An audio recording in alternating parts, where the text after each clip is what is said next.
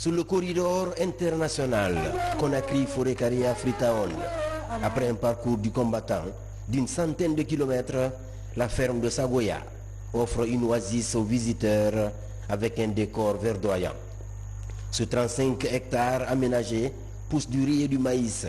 Cet investissement d'un fils du terroir et de ses partenaires offre des opportunités d'insertion socio-professionnelle à une vingtaine de jeunes techniciens encadrés par un ingénieur agronome aguerri par une trentaine d'années d'expérience. Un transfert de compétences réussi. Vraiment, je prends goût parce que c'est notre travail. Et le travail qui s'est effectué, c'est nous-mêmes qui l'avons fait ici. Nous sommes au nombre de 25 formés au sein du SCAD. Ce sont eux qui ont pu participer à notre travail. C'est dans ce cadre que vraiment on évolue à merveille ici.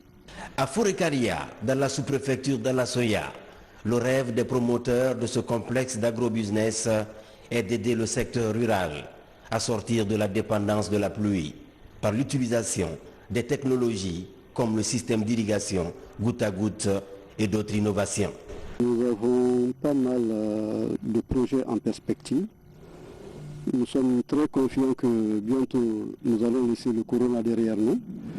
Et après ces cultures que vous voyez en face maintenant là, nous allons faire une rotation culturelle.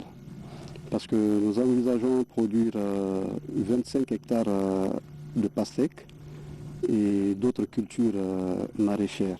Pour le système d'irrigation goutte à goutte, le dispositif est composé de 2 bassins de retenue de 5000 m3 et de 2 stations de contrôle pour nourrir les plantes en tenant compte en toute saison de leurs besoins en eau, en engrais et en produits phytosanitaires. Quand je suis rentré, j'ai essayé de trouver le terrain, je suis parti voir les Marocains. Dans notre échange, j'ai dit mais pourquoi ne pas venir avec moi pour qu'on puisse faire la même chose chez moi. Je dis moi je peux contribuer à hauteur du terrain, vous amenez mais la technicité. Donc cette technicité, c'est ce qu'il a fallu peut-être l'installation de tout ce système-là. Ce sont les Marocains qui sont venus installer.